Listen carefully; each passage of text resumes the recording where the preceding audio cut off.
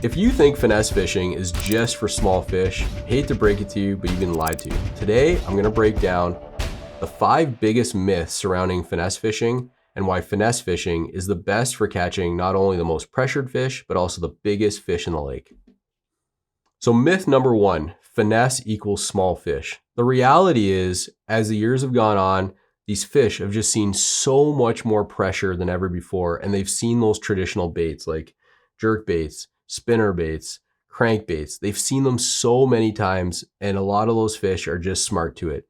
Finesse fishing gives you super subtle, natural presentations. Those fish can't resist just because they look like the stuff they're actually eating. Slowing down actually catches you not only the most pressured fish, because most anglers don't have the patience to fish that slow, but also the biggest fish in the lake.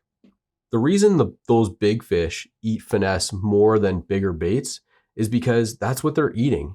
They're not always eating big glide baits or baits that are behaving super erratic. If they're used to eating, minnows that are swimming around them every day, or crawfish that are crawling along the bottom, mimicking those most natural presentations as best you can is your best chance to catch the biggest fish in the lake. Myth number 2, finesse is just a backup. I'm telling you, over the years, I used to totally buy into that, where it was like cover water, using those power fishing techniques. And what I've learned over the years is those fish have got so accustomed to those baits, oftentimes I'm left frustrated with no bites or fish that are just simply following.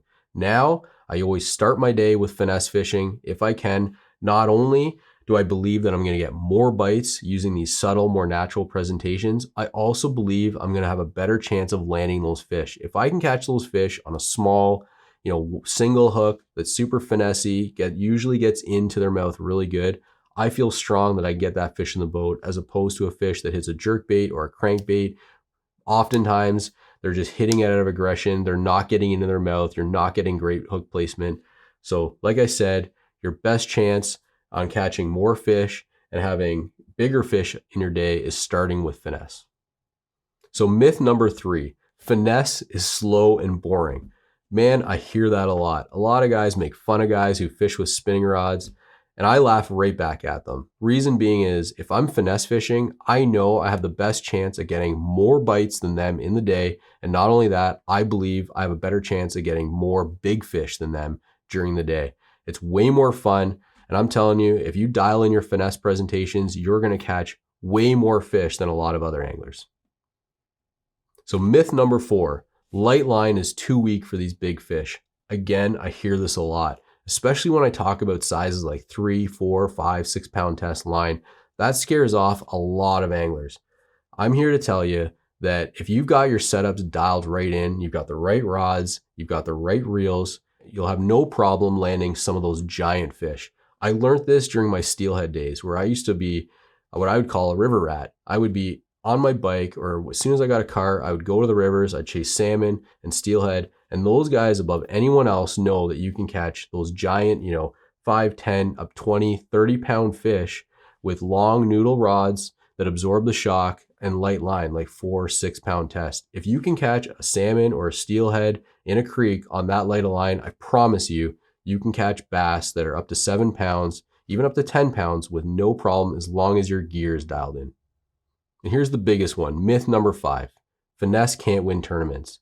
When we're talking in the north and smallmouth tournaments, the vast majority of the tournaments are won on finesse. It's really rare, especially in multi-day tournaments, that a guy can go out and have a consistent bag using power techniques, whether it's jerk baits, glide baits. You see this all the time. If it's a one-day tournament, you might get lucky. It might be an incredible glide bait day, but more often than not, day in and day out, small, subtle finesse baits dominate tournaments. For example, for me, the vast majority of money that I've won in tournaments has been won on what a lot of people would consider boring fishing, finesse fishing. That even includes the record bag that Matt and I caught on the St. Lawrence, a 32.4 pound bag. It still stands as the biggest 5 fish limit ever weighed in a tournament on the St. Lawrence River, and all of those fish were caught with these finesse techniques that we use all the time.